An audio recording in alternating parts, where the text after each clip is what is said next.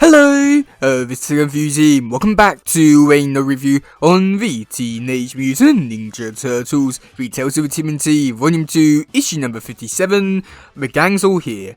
Now, this issue, I don't really know what to really say about this one because there's not really too much I can really say about it because there's a lot of action in this issue and there's sort of just talking and it can be easily summed up to just being like a few little sentences, but they do take it out and I'm pretty sure it's one or two cases.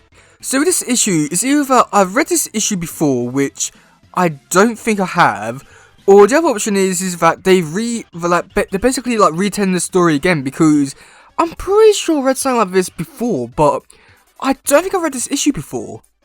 So yeah, okay, so with this issue, we do get to see Mikey. He's running through the streets. He's being chased down by a gang called the Manhattan Malta, I think they're called. And basically, this gang is more or less like Pearl Dragons, but in Manhattan. And they're chasing Mikey down because he was in their turf. And yeah, there's not too much to it other than just they're there, they've got guns to try and kill Mikey, and Mikey beats them up. Yeah, that's pretty much it for that little bit there. So then after that, we do get to see Mikey. He returns to Casey's apartment, and we do get to see all four Turtles. They're talking to each other with Shadow in the room, and talking about like what they should be doing next. And from this, I gather that this issue is before Volume 4. So with that, they are more or less talking about like what they should be doing next. Leo, he wants to move to. I'm not too sure what Leo wants to do. Donnie, he wants to go back to Northampton because he's scared that people are going to see them. Raph wants to go to the church, just so that way he'll be able to have like access to all the crime and access to everywhere in the city and stuff like that. Mikey, he wants to stay in April's apartment. Leo, again, I'm not too sure what Leo wants to do. Like, I think maybe he want to go back down to the sewers? Leo's just sort of there, really. Which, yeah. And then that's when we do get to see there's a gunshot, and Matilda's all look out the window to see what's happening. And that's when we do get to see the Manhattan gang. They're in the neighborhood, and then they bust down the door and then go inside someone's house. And we do get to find out who the person is later, but it's a bit more shocking.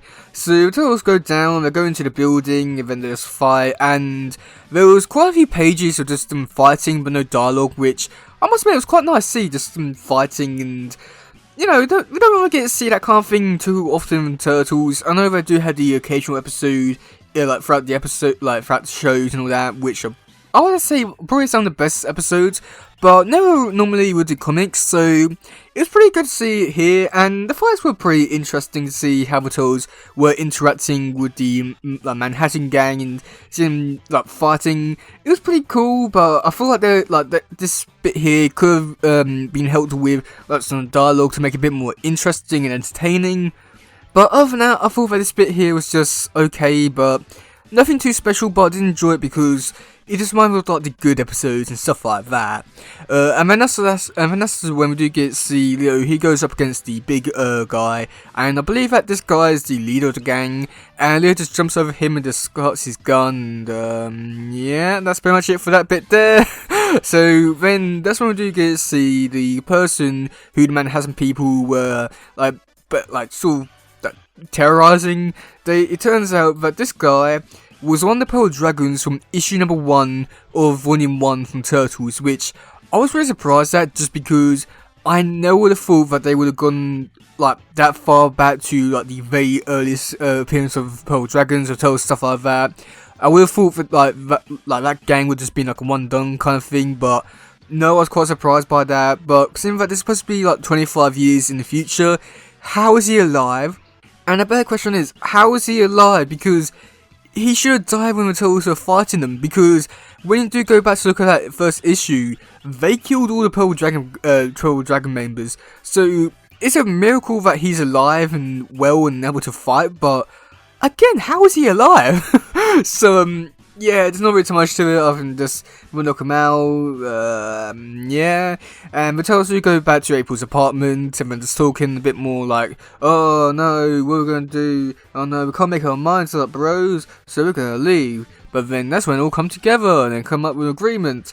And the agreement is to basically just do everyone's plan and just stay in New York and not really do too much different. They're gonna like set up a perimeter between the sewers and the church, and then regularly visit my Spencer in Northampton, but mainly stay in April's apartment. So it just seems like it's a good plan, I want to say, but I feel like you don't really necessarily need to do some of that stuff, like the whole church and sewer thing.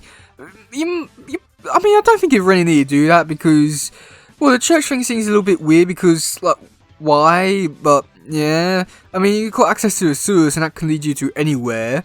I can understand the Splinter stuff. You know, that's understandable. You just want to see my Splinter. Yeah, but it just seems like really weird to plan. It's just for, like, come up with so many excuses to do, like, so many other things, but they could just narrow it down to just doing a few simple things, but each their own, I guess. And with this issue, I was wondering with this bit here, with the church thing, I was wondering if this was sort of like the inspiration for the stuff in the RW comics, where like, Turtles did go to the church and lived there for quite a few issues. I was wondering that, but I'm not too sure if this was the first issue which we're talking about the church and stuff like that. I think it did happen before in Volume 2, but I'm not too sure because Volume 2, yeah, we don't talk about that one, but yeah, I mean, overall, this issue, I feel like this issue had a lot of really interesting things going for this one, as I was quite surprised by the Pearl Dragon stuff, the Manhattan stuff and all that, and I do feel like with the conversation the Turtles were having, it would have been more interesting if you didn't already know the outcome of the situation. Just because, like I already said before, this issue takes place before Volume 4, and because of that, we already know like a lot of stuff which will happen later, which just feels, it's not bad, but just like loses all the stakes and all that kind of thing. It still just feels like why we're focusing on this point if we could just move on to like a more interesting story which we don't know about. And I mean, it's not bad. It just feels like they could have told like a lot better stories and stuff like that, but. You know, it's not bad, but yeah, and yeah, to be honest, there's not really too much I can really say about this issue. It's just like an okay kind of issue. There's a little like decent stuff in this one, but a lot of stuff which just felt like they didn't really need to talk about or do, but they did, and yeah, it was alright, I guess. And then also with this one, the artwork's done by Jim Lawson, and yeah, it's okay, I want to say, and. It did feel right because he did a lot of stuff with Volume 2, Volume 4. It just feels really good and natural for him to be doing this kind of stuff for this bit here. But I will say this with the main villain of the Manhattan Gang, the bald one. He remind me a lot of that Charlie guy. Or no, I'm not too sure what the character's called, but the character with the powers from Volume 2. He reminded me a lot of him, and I was quite surprised when the Manhattan guy turned out not to be him. So I feel like he might need to work on different appearances for humans. But other than that, it was a pretty decent issue. Yeah. So yeah, let me know in the comment section below what do you think about this issue. Do you like it? Do you not? And yeah. That's going for today, guys. If you listen, please share. Let's just grab more stuff. Goodbye, yo. Bye.